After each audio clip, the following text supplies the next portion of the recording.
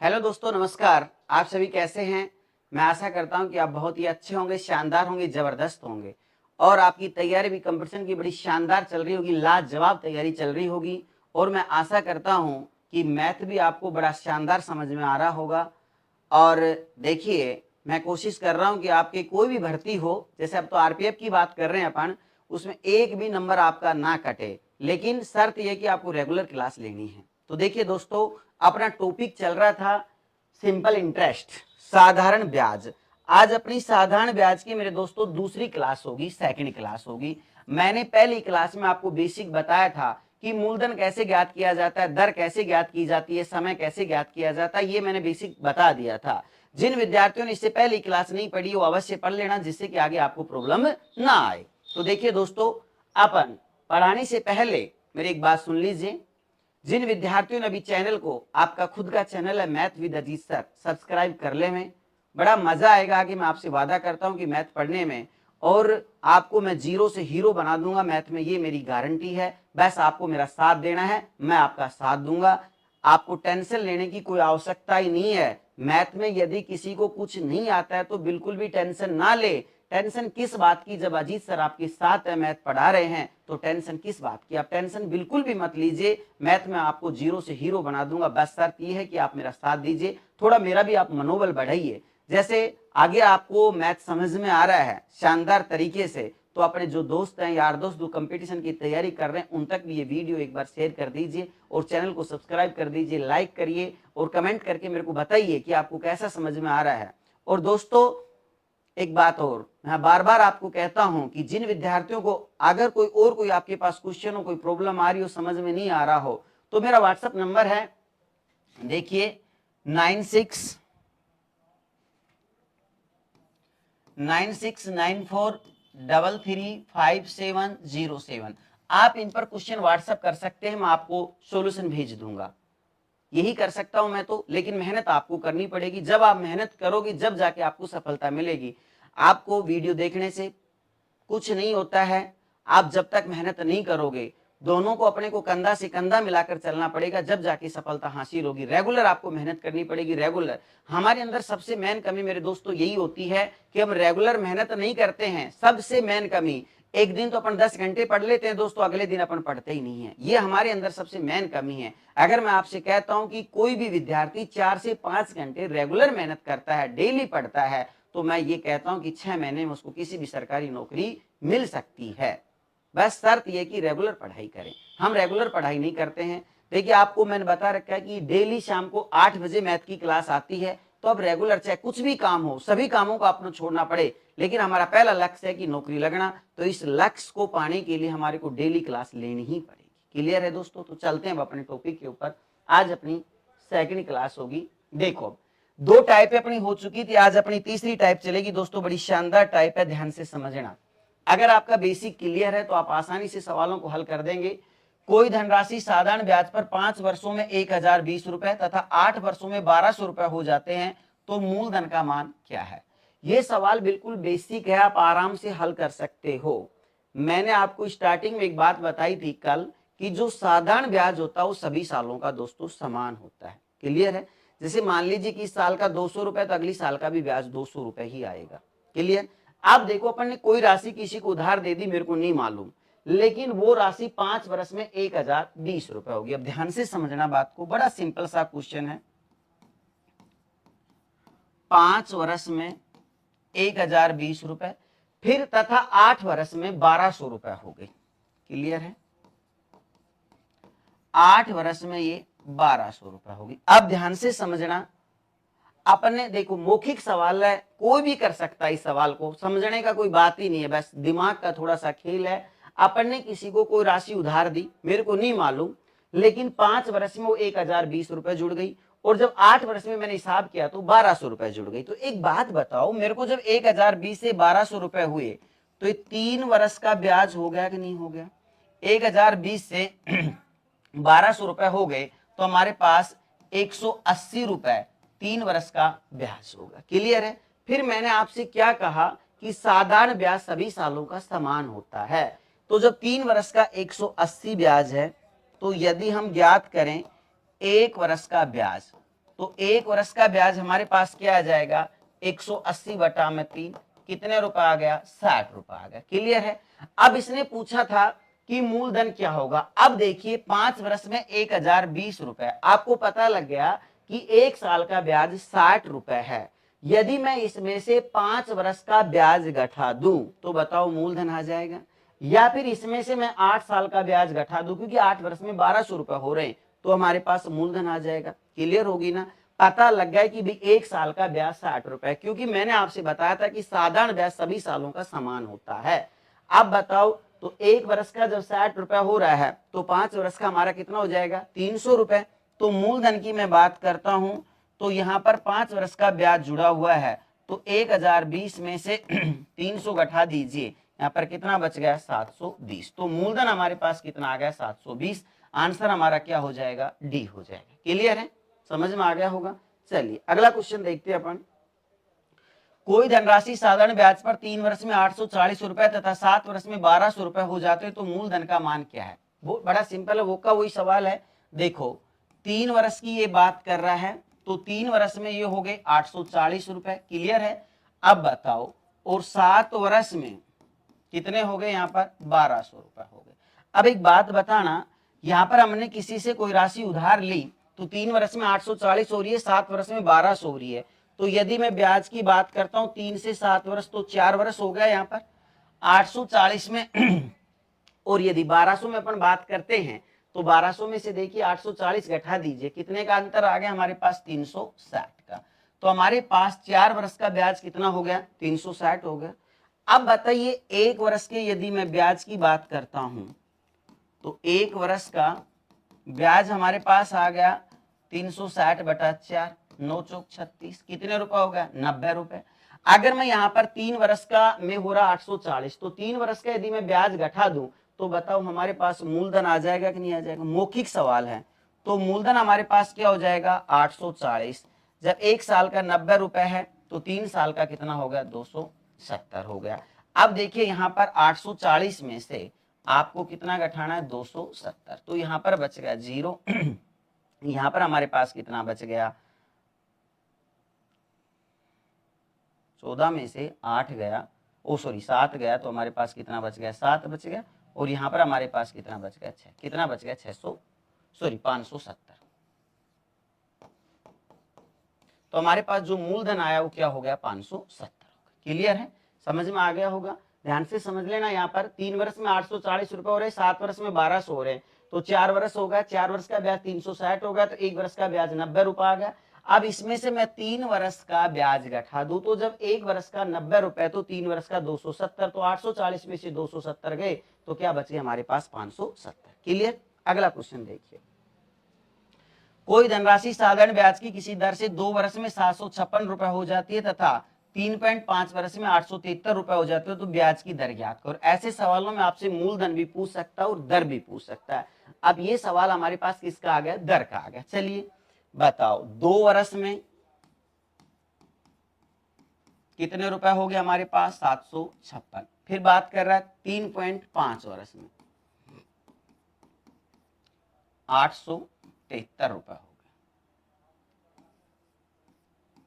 अब एक बात बताओ मेरे को, यहां पर 1.5 वर्ष का ब्याज हो गया ये 1.5 वर्ष का, 873 में से आपको क्या घटाना है 756, तो 873 में से 756 जाएगा तो यहाँ पर कितना बच गया 7, और यहाँ पर कितना बच गया हमारे पास 1 और 1, 119 रुपए हो गया। तो यहाँ पर 1.5 वर्ष का ब्याज आ गया 119 रुपए। अब यहाँ पर 2 वर्ष का ब्याज इसमें जुड़ा हुआ है। पहले मेरे को दर ज्ञात करने से पहले मूलधन का पता लगाना पड़ेगा कि मूलधन क्या है। तो यदि मैं यहाँ पर मूलधन की पहले ब्याज देखिए, तो 1 वर्ष का जो ब्याज आएगा वो हमारे पास क्या हो जाएगा 119 बटा में 1.5 वर्ष का मतलब होता है 1 से 1 बटा 2, मतलब कि 3 बटा में 2 हो गया। तो 2 कहाँ चला गया हमारा ऊपर चला गया। अब इसको हल कर लीजिए, 3 तिया 9, 2 बच गया, और यहां पर हमारे पास 119 नहीं बचना चाहिए भैया, दोबारा एक बार गठा लो। 873 में से 756, तो यहाँ पर 7, ठीक है ना, 7 बचेगा, कट नहीं रहा ना, ध्यान से समझना, एक बार गलती से होगी, सॉरी, एक बार ध्यान से देख लीजिए इसको दोबारा से। देखो कितना हो रहा था 873, तो कितना होगा 117, तो 117 में आप 1.5 का भाग दे लीजिए, ये लो भैया, इसको हल कर लीजिए, 3 तिया 9, 3 तिया 9, 3 नाम 27, 9 दूनी 18, 3 दूनी 6 1 7, कितने रुपए होगा हमारा एक साल का ब्याज? 78 रुपए हो गया। अब सुनना मेरी बात, यहाँ पर 2 वर्ष का ब्याज जुड़ा हुआ है, तो यहाँ पर जो मूलधन हमारे पास आएगा वो क्या हो जाएगा, 756 में से 78 और 78 हमारे पास कितने हो गए, 156, 156 घटा दीजिए, तो मूलधन हमारे पास कितना रुपया आ गया, 600 रुपए। अब बताओ इसने हमारे से क्या पूछी थी, दर। अब मूलधन का आपको पता लग गया 600 रुपए है, तो दर का सूत्र क्या होता है, 100 गुणा में ब्याज। ब्याज आप एक साल का लिख लीजिए, केवल 78 रुपए, ठीक है। जब एक साल का ब्याज रखोगे तो समय भी एक साल रखना पड़ेगा, और आपके पास मूलधन है 600 रुपए, 2 जीरो से 2 जीरो कटी गई। अब इसको आप 6 से काट लीजिए, 6 कम 6, 6 12 6 3 18, तो दर हमारे पास कितने परसेंट आ गई, 13%। तो आंसर हमारा क्या होगा, डी हो गया। बताओ समझ में आ गया होगा, बड़ा सिंपल सा क्वेश्चन था, आपको कुछ नहीं करना पड़ा, यहाँ पर दर ज्ञात करनी थी। एक बार दोबारा से देखना मेरे दोस्तों, इस क्वेश्चन को रिपीट कर रहा हूं मैं, यहाँ पर घटाने में मिस्टेक हो गई थी पहले। 2 वर्ष में 756 रुपए हो रहे हैं, 3.5 वर्ष में 873 रुपए हो रहे हैं, क्लियर है। अब 1.5 वर्ष का ब्याज हो गया 117 रुपए, तो 1 वर्ष का ब्याज 117 बटा 3 बटा 2, 2 ऊपर चला जाएगा, तो यहाँ पर हमारे पास कितना हो गया, 78 रुपए एक साल का ब्याज हो गया। तो 2 साल का ब्याज यहाँ पर कितना होगा, 156, 756 में से 156 जाएंगे तो कितने बच गए, 600 बच गए। तो अब मूलधन का आपको पता लग गया कि 600 रुपए हमारा मूलधन है, तो दर हमारे पास क्या हो जाएगी, 100 गुणा में ब्याज बटा में क्या हो गया हमारे पास, समय गुणा में मूलधन, या मूलधन गुणा समय, कुछ भी कह दीजिए आप। अब बताओ ब्याज यहाँ पर आप मात्र एक साल का ही रख लो, एक साल का ब्याज कितना, 78 रुपए, तो आप यहाँ पर 78 रख लिया। समय जब एक साल का ब्याज रख रहे हो तो समय एक साल होगा, मूलधन हमने ज्ञात कर लिया 600 होगा, हल किया तो दर कितनी आ गई, 13%। बताओ समझ में आ गया होगा। चलिए अगला क्वेश्चन देखते हैं हम। अब स्टार्ट होती है अपनी टाइप नंबर 4। टाइप नंबर 3 मैं आशा करता हूं कि आपकी बड़ी शानदार समझ में आ गई होगी। चलिए अब टाइप नंबर 4 के बारे में बात करते हैं। 2100 रुपए की राशि 2 वर्ष में साधारण ब्याज पर 2352 रुपए हो गई। यदि ब्याज की दर 1% घटा दी जाती है तो नया ब्याज क्या है। बड़ा सिंपल सा क्वेश्चन है हमारे को, यदि इसको मेथड से करोगे तो टाइम लगेगा। बड़ा शानदार तरीका बता देता हूं मैं। 2100 रुपए की राशि 2 वर्ष में साधारण ब्याज पर 2352 रुपए हो जाती है। देखो 2100 रुपए है, 2 वर्ष में 2352 रुपए हो रहे हैं। यदि ब्याज की दर 1% घटा दी जाए तो नया ब्याज क्या होगा। अब 1% दर घटा रहा है तो 1% जो दर दी गई है इसका अपन ब्याज ज्ञात करें कि 1% का ब्याज क्या होगा। अब समझिए, आपको पता है कि ब्याज का जो सूत्र होता है हमारा वो मूलधन गुणा दर गुणा समय बटा में 100 होता है। अब ये 2100 रुपए हमारे पास मूलधन है, यहां पर 2 प्रकार का सवाल आएगा, तो दर घटाएगा या बढ़ाएगा। 1% देन घट रही है तो दर यहाँ पर 1% का ही ब्याज निकाल लेते हैं ना, 2 वर्ष का क्या होगा। अब बताओ यहाँ पर मूलधन गुणा में दर गुणा में समय कितना है, 2 वर्ष, बटा में क्या हो गया 100, तो यहां पर हो गया ब्याज 21 दूनी 42 रुपए। अब ब्याज आ गया हमारे पास 1% की दर से 2 साल का 2100 रुपए का 42 रुपए ब्याज मिलेगा। ठीक है, अब दर घटा रहा है तो 42 रुपए हमारे को ब्याज के कम मिलेंगे पहले से। बोलो समझ में आ गया होगा। अगर ये मिश्र धन पूछता, सवाल में 2 प्रकार से बातें पूछ सकता है ना। मिश्र धन ज्ञात करो, तो पहला मिश्र धन 2352 दिया गया है। अब 42 रुपए दर घट रही तो ब्याज के कम मिलेंगे मेरे दोस्तों, तो 2352 में से 42 घटा दो तो 2310 रुपए मिश्र धन आ जाएगा। इसने मिश्र धन नहीं पूछा, केवल क्या पूछा, नया ब्याज क्या होगा। तो अब देखिए नया जो ब्याज आएगा हमारे पास वो क्या हो जाएगा, बताओ बेटा। आप ध्यान से समझिए, 2100 का 2352 हो रहा है, तो जो पुराना ब्याज है वो हमारे पास 252 रुपए है। 42 रुपए ब्याज के कम मिलेंगे तो 42 इसमें से घटा दीजिए, तो नया जो ब्याज आएगा आपको कितना मिलेगा, 210 मिलेगा। तो आंसर हमारा क्या हो जाएगा, ए हो जाएगा। क्लियर है। अगर आपसे मिश्र धन पूछता तो 2352 में 42 घटा देते, दर बढ़ रही है तो बढ़ा देते, मिश्र धन आ जाता। ब्याज पूछा है तो पहले का ब्याज 252 है, 42 रुपए कम कर दो, 210 रुपए। क्लियर। अगला क्वेश्चन देखिए,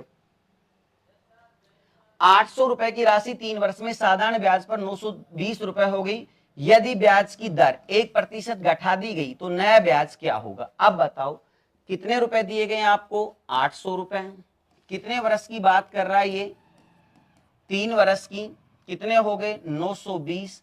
अब यहां पर कह रहा है कि ब्याज की दर 1% घटा दी जाती है, तो 1% के हिसाब से मैं ब्याज निकालता हूं, 1% का दर से ब्याज क्या होगा, मूलधन गुणा दर गुणा समय बटा 100। मूलधन हमारे पास 800 रुपए है, दर यहाँ पर 1% है, समय यहाँ पर 3 वर्ष दिया गया, बटा में 100 हो गया, 2 जीरो से 2 जीरो, 8 तिया 24। तो ब्याज के कितने रुपए हो गए, 1% के हिसाब से 24 रुपए।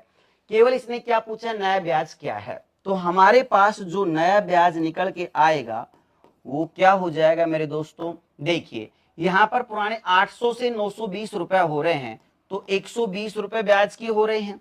अब बताओ दर घट रही है, 24 रुपए हमारे को ब्याज के कम मिलेंगे, तो 120 में से हम 24 घटाएंगे तो कितने रुपए बच जाएंगे, 96। तो नया ब्याज हमारे को क्या मिलेगा, 96 रुपए मिलेगा। तो आंसर क्या हो गया, बी हो गया। क्लियर है। अगला क्वेश्चन देखिए, 800 रुपए की राशि साधारण ब्याज की एक निश्चित दर पर 3 वर्ष में 956 रुपए हो जाती है। यदि ब्याज की दर 4% बढ़ा दी जाए तो वह राशि 3 वर्ष में कितनी हो जाएगी। अब सुनना, यहां पर राशि हमारे को कितनी दी गई है, 800 रुपए। कितने वर्ष में, 3 वर्ष में। बड़ा सिंपल है, बेसिक आपका क्लियर, फटाफट सवाल को हल कर सकते हैं। 956 रुपए। अब बताओ ब्याज की दर 4% बढ़ा दी जाए तो 4% का यदि मैं ब्याज निकालता हूं तो मूलधन गुणा में दर, मूलधन कितना दिया गया 800, दर 4%, समय बताओ कितना है 3 वर्ष, और बटा में 100। 2 जीरो से 2 जीरो, 4 ते 12 है ना, और 12 को आप 8 से गुणा कर दीजिए, 12 अंठा 96 रुपए हो गए। ठीक है। अब बताइए यहां पर क्या पूछा, नया मिश्र धन। तो नए मिश्र धन की हम बात करते हैं, पुराना मिश्र धन कितना है 956, तो 956 में हम कितना जोड़ देंगे, 96, क्योंकि दर ये बढ़ा रहा है तो ब्याज जुड़ेगा। 6 6 12, 9 5 14, 1 15, यहाँ पर हो गया 1052। तो हमारे पास जो नया मिश्र धन आएगा वो कितना हो जाएगा, 1052। ब्याज पूछता तो ब्याज ज्ञात कर लेते, मिश्र धन पूछा है तो मिश्र धन ज्ञात कर लिया। तो दोस्तों ये हमारी टाइप नंबर 4 थी। मैंने आपको बताया टाइप नंबर 3 और टाइप नंबर 4। मैं आशा करता हूं कि आज की क्लास बड़ी शानदार समझ में आई होगी। बाकी बात करेंगे अपन कल। धन्यवाद।